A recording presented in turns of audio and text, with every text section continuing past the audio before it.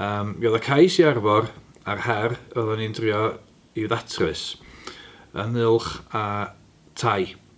Cael tai i bobl lleol a rent fforddiadwy, dod â hen dai yn ôl i ddefnydd a bod y tai hynny wedyn yn perchnogaeth gymuned. Mi wnaethpwyd cais i brynu becws Aelhaearn a oedd yn cynnwys 2 o dai oedd yn dwad efo'r becws.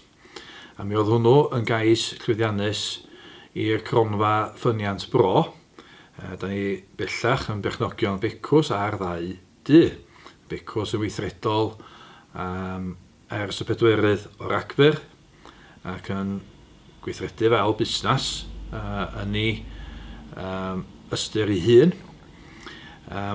Mae'r gwaith wedyn i adnewyddu y tai sydd dros y lôn yma hyn yn gychwyn mis nesa. Da ni am gychwyn yma adnewyddu'r toia a wedyn rhoi ffenestri a drysa newydd i fewn. A gobaith ydy yn ystod y flwyddyn y bydda ni yn gorffan y gwaith hwnnw a bydd gyda ni denantiaid yn byw yn y tai hynny flwyddyn nesa. Un elfan bwysig o'r her oedd bod y tai ym merchnogaeth y gymuned ac yn hynny o beth da ni yn cydweithio yn agos gyda ymrydolaeth tir Bro Reil.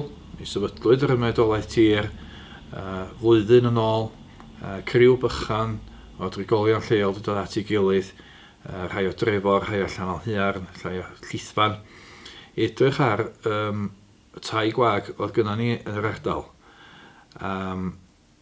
Hefyd safleoedd posib petai rwy'n yn teimlo bod angen adeiladu tai newydd yn y dyfodol.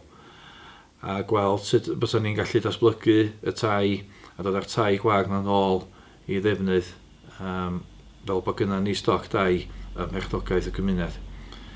Yn aml iawn, mae'r gwyn yn dod o ddiffyg tai yn cael ei gwneud.